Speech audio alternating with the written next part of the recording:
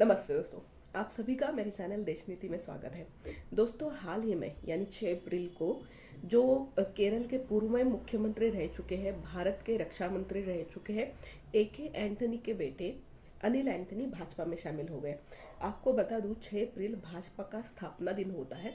उसी दिन AK Antony के बेटे भाजपा में शामिल हो गए। ये एक तरीके से देखा जाए तो कोइंसिडेंस कह सकते हैं या नहीं भी कह सकते हैं, पर बातें देखिए यहाँ पे कि किस तरीके से होती है। जब आपको याद होगा, जनवरी में जब BBC की जो डॉक्यूमेंट्री थी प्रधानमंत्री नरेंद्र मोदी पे, और जो गुजरात दंगे हुए थे उनको लेके, एक तरीके से उनको कटघरे में खड़े करने वाली वो जो डॉक्यूमेंट्री थी, उसको लेके अनिल एंटनी ने सवाल उठाए थे।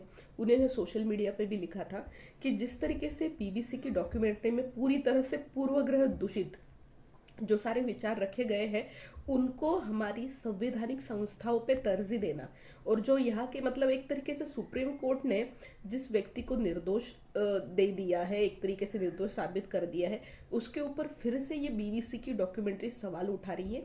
ये एक तरीके से उनके कहने का सारांश था। जाहिर सी बात है, उनके इस भूमिका पे काफी सारे सवाल उठे कांग्रेस के भीतर से। कांग्रेस के बहुत सारे नेताओं ने उनकी कड़ी शब्दों में आलोचना भी की, और उन्होंने उसके बाद से अपने सारे पदों से इस्तीफा दे दिया। केरल में वो कांग्रेस के लिए IT सेल के लिए काम कर रहे थे, और काफी यंग है, काफी डायनामिक है, बहुत सारी मतलब एक तरीके से अगर देखा जाए, और एक तरीके से ये भी कहा जा सकता है कि अपनी फैमिली से ही उनको एक तरीके से जो पॉलिटिक्स है उसकी सारी चीजें इनहेरिटेंस में मिली हुई है। तो वो जानते हैं कि केरल में और खासकर देश की राजनीति में किस तरीके से उसके उनके जो पिताजी हैं उनका काम रहा है, या कांग्रेस पार्टी के बारे में तो वो काफी ज्यादा ही जानते होंगे, सिंस उनके पिताजी कांग्रेस के ही एक कद्दावर नेता रह चुके हैं। तो इस तरीके की बात है। अब उनका बीजेपी में शामिल होना, और आपको बता दूं कि जनवरी में जब ये पूरा वाकया हुआ, जब उन्होंने एक तरीके से BBC की डॉक्यूमेंट्री के खिलाफ एक तरीके से आवाज उठाई, उसके बाद से ही अटकलें लगने लगी थी कि जब उन्होंने अपने पदों से भी सारे इस्तीफा दे दिया, तभी से लग रहा था कि वो बीजेपी में शामिल हो गए। उस समय उन्होंने कहा था कि अभी मैं बीजेपी में शामिल नहीं हो रहा हूँ, पर अभी 6 अप्रैल को वो बीजेपी में शामिल हो गए। पीयूष गोयल थे, पीयूष गोयल के एक तरीके से प्रेजेंस में उन्होंने बीजेपी में शामिल होने का फैसला कर लिया।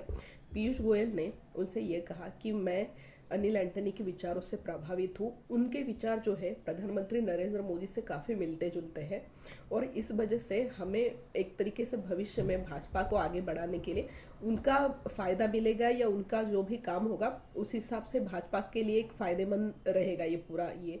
उसके बाद जो अनिल एंटनी के बयान आए हैं, अगर आप उन पे गौर करेंगे, उन्होंने कहा कि मैं यंग हूँ और मैं चाहता हूँ कि मेरा योगदान जिस तरीके से प्रधानमंत्री नरेंद्र मोदी एक तरीके से देश को सशक्त करने में लगा रहे हैं, देश को मजबूत बनाने में, या जिस तरीके से पूरे काम चल रहे हैं, एक वर्ल्ड फोरम पे भी भारत जिस तरीके से एक बड़ी शक्ति के रूप में उभर रहा है, तो राष्ट्र निर्मित के प्रधानमंत्री मोदी के कार्य में मैं अपना योगदान देना चाहता हूँ, और इसलिए मैं आज भाजपा में शामिल हो रहा हूँ। अब ये तो हो गई दोस्तों उनके भाजपा में शामिल होने के बाद। अब इसके आगे की बात ये आती है कि ये कांग्रेस के लिए कितना बड़ा झटका है। आपको बता दूं, कांग्रेस के लिए झटकों पे झटके लग रहे हैं, पर कांग्रेस उसमें से संवरने के लिए तैयार नहीं है।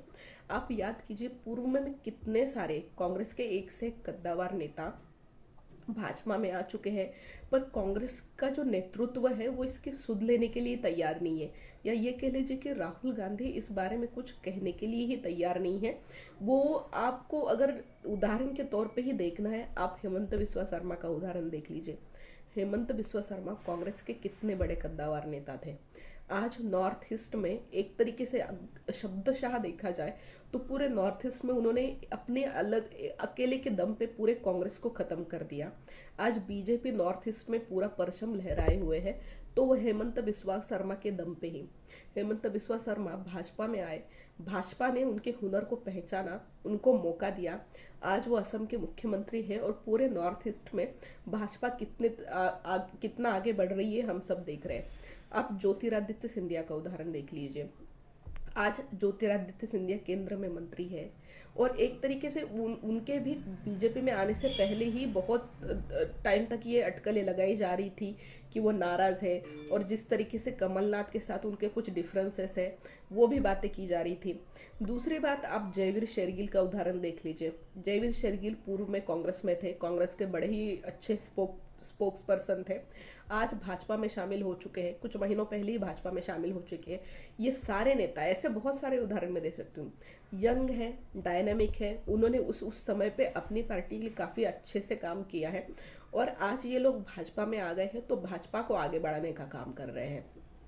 बात यहाँ पे भाजपा या कांग्रेस की नहीं होती है दोस्तों।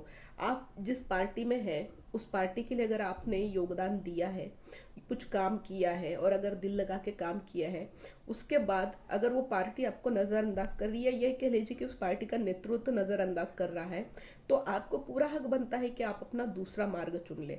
आज ये लोग भाजपा में आ गए, भाजपा ने इनके हुनर को एक तरीके से पहचाना, या ये कह लीजिए कि अपनी पार्टी को बढ़ाने के लिए इनका जो नेतृत्व कौशल्य है उसका इस्तेमाल कर लिया। आज इन लोगों को, और बात ये नहीं होती कि आपने कुछ दिया मैंने कुछ लिया, पार्टी ने मुझे कुछ दिया और मैंने कुछ लिया, ये बिल्कुल एक राजनीतिक तौर पे देखा जाए यही होता है एक तरीके से। पर आप उस चीज का, उस जो चीज दी गई है आपको, या जो पद दिया गया है, जो जिम्मेदारी दी गई है, उसका कितनी कार्यकुशलता से उपयोग करते हैं, और अपनी पार्टी, जिस पार्टी में अभी आप है, उसको कितना आगे बढ़ाने का काम करते हैं, ये सबसे महत्वपूर्ण होता है। अब यहाँ पे आती है तीसरी बात कि अनिल एंटनी भाजपा में आ चुके हैं। अब भाजपा को उनका किस तरीके से फायदा होगा, या भाजपा एक तरीके से उनके नेतृत्व कौशल्य को आगे किस तरीके से बढ़ाती है। आपको बता दूं, आईटी सेल का काम करते थे कांग्रेस के लिए केरल में अनिल एंटनी। अब भाजपा का तो केरल में वैसे देखा जाए तो बहुत ज्यादा कुछ फुटप्रिंट नहीं है, भाजपा अभी भी वहां पे अपनी जमीन तलाशने में लगी हुई है। वहां पे जो मेन प्रतिद्वंदी है कांग्रेस है और सीपीएम है, कम्युनिस्ट पार्टी का भी वहां पे शासन चल रहा है। ऐसे में भाजपा के लिए अभी मुझे लगता है कम से कम 2-3 विधानसभा चुनाव अपनी जमीन तलाशने का ही काम करना है, अपने कैडर को बढ़ाने का ही काम करना है। वैसे भी केरल में भाजपा के लिए अभी बहुत सालों तक अपने पैर जमाना बड़ा ही मुश्किल रहेगा, इसलिए उसको वहां पे कुछ अच्छे नेताओं की, अच्छे चेहरों की जरूरत है, और अनिल एंटनी इसमें काफी ज्यादा कारीगर साबित हो सकते हैं। जैसा कि मैंने पहले भी कहा, यंग है, बहुत सारी चीजों का उनको एक तरीके से नॉलेज है, आईटी सेल में काम कर चुके हैं, तो भाजपा के लिए ये फायदा होगा वहां पे कि वो भाजपा का वहां पे सबसे बड़ा चेहरा बन सकते हैं। केरल में वैसे भी भाजपा अपना एक चेहरा खोजने की तलाश में है, या ये कह लीजिए कि अलग अलग स्तर पे नेतृत्व वहां पे एक तरीके से डेवलप करने की जद्दोजहद में अभी भाजपा है, तो अनिल एंटनी उनको उसके लिए कारीगर हो सकते हैं। दूसरी बात जो आती है क्रिश्चियनिटी, आपको जैसे नाम से उनके समझ में आता होगा, अनिल एंटनी क्रिश्चियन है। दूसरी यहाँ पे एक बेसिक परसेप्शन ये रहता है कि जैसे मुस्लिमों के लिए एक तरीके से भाजपा को बोला जाता है कि भाजपा को मुस्लिम्स पसंद नहीं करते, क्रिश्चियंस के लिए भी कहीं ना कहीं ये परसेप्शन है पूरे देश भर में कि भाजपा को क्रिश्चियंस भी काफी कुछ ज्यादा पसंद नहीं करते हैं, और ये परसेप्शन है। तो इस परसेप्शन को तोड़ने में भाजपा को केरल में अनिल एंटनी मदद कर सकते हैं। जमीनी नेता है, केरल उनका एक तरीके से गृह राज्य है, केरल की हर चीजों की जानकारी है, और केरल में क्रिश्चियनों की काफी तादाद में संख्या है। उनके बीच में भाजपा को अगर ऐसा चेहरा मिल जाए जो यंग है, क्रिश्चियनों के बीच में एक भाजपा के लिए एक अच्छा गुडविल बनाने में वो मदद कर सकते हैं, तो भाजपा के लिए भविष्य में ये काफी ज्यादा अच्छा होगा। और याद रखिए, यही यहाँ पे वही बात आती है कि आपने मुझे कुछ दिया है या मैंने आपसे कुछ लिया है राजनीतिक तौर पे। तो अगर ये सारी चीजें कारीगर हो जाती है, अनिल एंटनी वहां पे काफी अच्छे से काम कर लेते हैं, तो भविष्य में भाजपा का अनिल एंटनी वहां पे चेहरा होंगे, इस बात की आप गांठ बांध लीजिए। हेमंत बिस्वा शर्मा को देख लीजिए, आप ज्योतिरादित्य सिंधिया को देख लीजिए, जयवीर शेरगिल का भी जिस तरीके से अभी एक तरीके से नेतृत्व फ्लरिश हो रहा है भाजपा के लिए, वो मेन स्पोक पर्सन है अभी, तो ये सारी चीजें एक तरीके से हो जाती है कि आप किस तरीके से काम करते हो, उस एवज में पार्टी आपको कौन सी रिस्पॉन्सिबिलिटी देती है।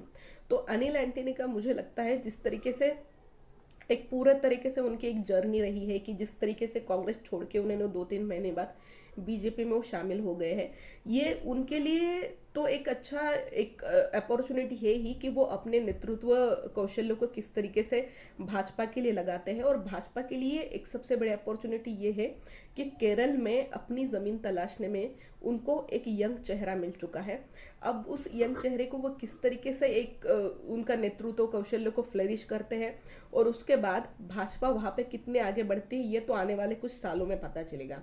मैंने यह पहले ही कहा कि मुझे नहीं लगता कि अभी भाजपा वहां पे बहुत ज्यादा कुछ इसमें है, मुकाबले में है, क्योंकि कांग्रेस और सीपीएम वहां पे मेन प्रतिद्वंदी है। लगता है 2-3 कम से कम विधानसभा चुनाव, या ये कह लीजिए आपकी 10-15 साल अभी और लगेंगे भाजपा को वहां पे मेन मुकाबले में आने के लिए।